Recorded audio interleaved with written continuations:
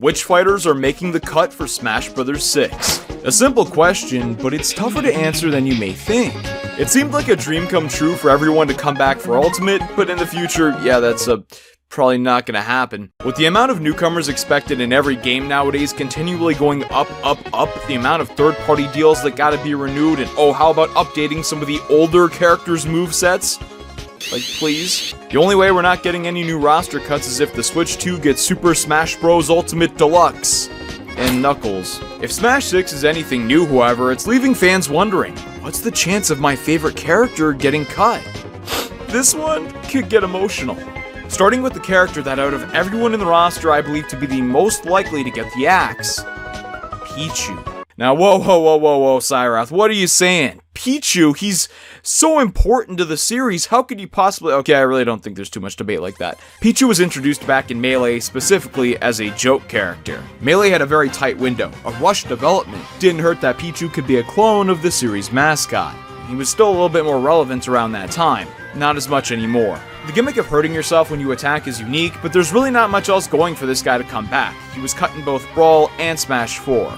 When's the last time we got a new Pokemon in the roster that isn't from the most recent generation during that game's development? Pokemon Trainer? Back in Brawl? The only chance Pichu comes back is if the Gen 2 remakes get called Let's Go Pichu and Let's Go Meryl or whatever, and he gets on the cover of those. That's the only shot he's got in my mind. However, that doesn't seem to be the prevailing case. Our next character may surprise you. What's this interrupting the flow of the video? A fourth wall break? No, this can't be. He's Deadpool? Hey Siiroth, ready to make a splash at the coolest pool party and show off your style? What? Marvel Strike Force is a mobile squad RPG that allows you to battle with your favorite gang to save the universe against threats like Doctor Doom and Apocalypse. We're gonna reveal these characters in just a second. I couldn't turn this invite down. There's some crazy events going on this month that I gotta share with you, but I'm getting ahead of myself a bit. Recruit and mix and match the wildest team of both superheroes and supervillains you can imagine to complete missions, unlock gear and resources, and unlike a lot of other single-player games out there, go and take on other players in PvP action. New ways to battle with your roster are released regularly, and the meta is constantly evolving. Along with campaigns, Blitz, and Arena, there's also weekly Alliance Wars, Cosmic Crucible, where you compete in head-to-head tournaments with other players. And if this sounds exciting to you, to me, if there's ever a time to hop on the train, it's right now, because Marvel Strike Force is having its very first pool party, featuring Deadpool, Wolverine, and a whole host of other characters. New ones releasing all the time, too. This month, be on the lookout for the highly anticipated Illuminati team. There will be 4 weeks of events featuring 3 different difficulties so everyone can participate in the fun regardless of experience. And there's lots of rewards, gear, and character shards to get your hands on.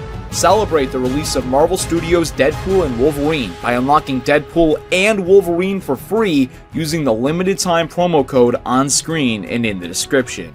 You can also unlock Deadpool's new costume, which is inspired by Marvel Studios' Deadpool and Wolverine, by playing through this month's pool party event. Check out the game below, and thanks to Marvel Strike Force for sponsoring this video. Our next member of the bottom tier 9 is one like Pichu who's been cut before. And that detail is driving a large portion behind the reasoning of these choices. Smash Ultimate brought everyone back from the past, but Smash Bros. Before this had a history of cutting characters. Here's a little mathematical breakdown of every character cut in Smash history. Depending on how you want to consider a fighter being one with a completely original moveset, one who just takes up a singular slot, so counting Pokemon Trainer as one character, you could argue the percentage of character rosters that got cut from game to game is anywhere between 8 and 26%. If the past is any indicator of the future, there's going to be 3 main sections of characters that get cut. The bottom tier, the most likely characters to get cut, these 9 characters. Those who are not complete shoo-ins to get cut, but are realistic to see in that range. Then we'll get to those who I consider to be in that 50-50 range. It's getting to be really difficult to see if the character's gonna get cut. And after that, crossing a dangerous line into the severe maybe territory. Characters who you'd be crazy to think lose their spot, but some have made a surprising argument for it. But who can we count on? Who's the second most likely character to get the axe? Well, personally, I'm going with Dr. Mario. Now, Doc may not initially seem to be that bad of a pick. After all, he's one of the few characters to get cut from Melee to Brawl and then get brought back for Smash 4, even before the DLC rolled around. Doc did get thrown into a suspicious section of characters over here, though, indicating his status as less than a clone of sorts, but he didn't get that Echo distinction for Ultimate. He's considered an original character by the game. Yeah, original. He got a pretty big push after this Smash 4 appearance too, a mobile game which Nintendo really tried with. They put new updates into it, they tried to draw people in, it just never panned out, getting shut down just 2 years into its life. It seemed like Nintendo really tried to experiment bringing Dr. Mario back into the mainstream. They really thought he had a chance, but after it didn't work out like this, there's really no reason he needs a full-on character slot anymore. He may not be fully gone from Smash, he might still get in, just as an alternate costume. What, you think you're better than Builder Mario? Now, many may consider Piranha Plant to be one of the most off-the-board picks in Smash, but I'd say this one takes the cake. Wii Fit Trainer was the third newcomer for Smash U, and yeah, thank God it came after Villager and Mega Man. I'm not against a console-specific character who isn't relevant anymore inherently. I mean, Game & Watch and Rob are still on our board. For now.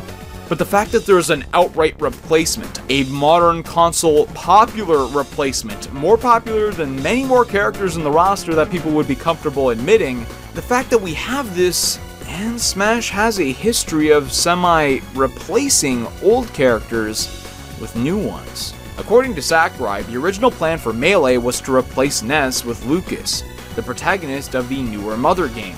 Oh, but Siiroth, that didn't end up happening.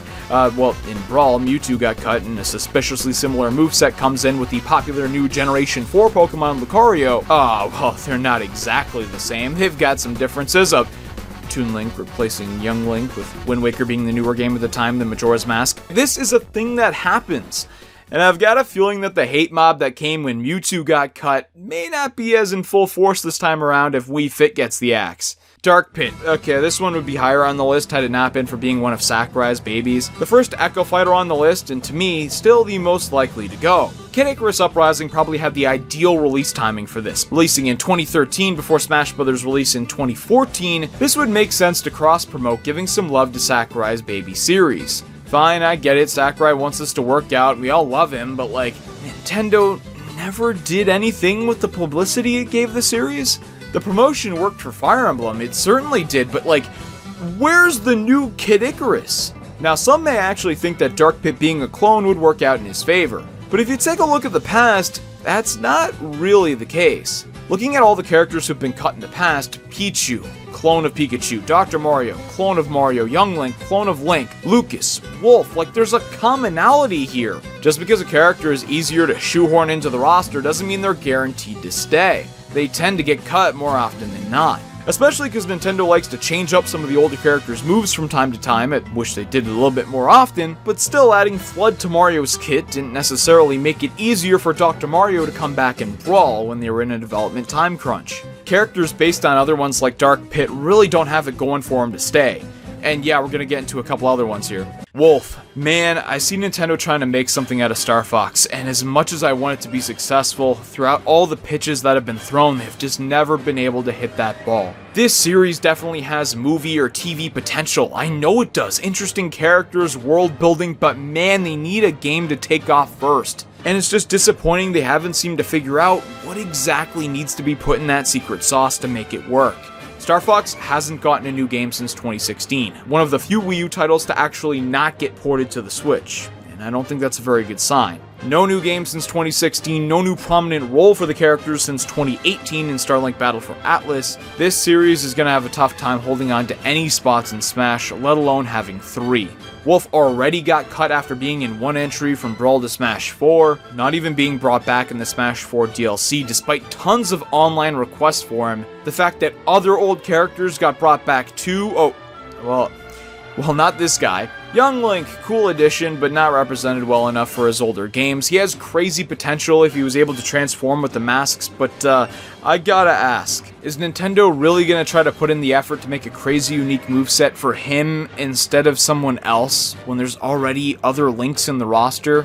Well, again, for now, This guy got in when he was relevant, got replaced when he wasn't, got brought back with really no changes for the Everyone is Here event, but I think his little moment in the sun is over. Yeah, some of you have probably been waiting a while for this one. I still think Lucina is more likely than these other characters I've mentioned, and I'll tell you why. Lucina is an echo of Marth, and I don't think he's too likely to change. Marth serves an important role for the series, being the generic, quick swordsman that isn't too flashy. We need a character like that in the game. But at the same time, sorry 5 people who are concerned about Fire Emblem Awakening spoilers, why can't she just be an alternate costume? Her whole gimmick throughout the game was pretending to be Marth. Why can't she just pretend to be him in Smash? Why does she have to have her whole original slot? I love Fire Emblem Awakening, but it doesn't need 3 character slots. If you take a look at Smash history with how many new characters are being added every time, Smash 6 would be on track for having 27 new characters added to the roster. That would take the roster up to a possible 118 characters. I don't think we're getting 27 characters, but we're still going to need cuts. Lucina is one of them. Yeah, it'd be great if Lucina was a gimmick like the Minecraft palette swap situation, but you know a character who already is? Corrin. Fire Emblem Fates, the game which Corrin originates from, for those of you who, go outside, has garnered a lot of hate from fans, despite in large part being what kept up the series' momentum after Awakening, although that's probably a pretty controversial statement to say. I personally like Corrin, but being generally considered by the fanbase a more generic FE Pro tag, the moveset not exactly blowing people away, like there's other more popular characters in the fanbase now that would take the spot as a dragon newcomer over Corrin. People complaining about too much Fire Emblem in the roster. If we have to trim some of the fat, this is going to be one of the characters that goes. And while that one wouldn't pain too many of you, I know this next one might. And it personally pains me. Man, what a fun gimmick. But Piranha Plant, you're on your way out, buddy. Like Pichu serving as a unique joke character, this time for the Mario series, they have a purpose. But you can only tell the same joke so many times. I would know. Puff was the series' first joke, Pichu the second, Plant the most recent, and in Smash 6 it'll be someone else. Maybe Tingle. Think about how many Mario characters are so highly requested to get into the roster, and the inevitability that some of them are going to join the battle. This roster is going to turn into Mario Kart 8 Deluxe if we keep adding in all these characters and never subtract. And we haven't subtracted in a little while. Sorry, Plants. I put all of these guys between a 0 and 10% chance of making the roster in Smash 6. But what if the scale was tipped up a little more generously?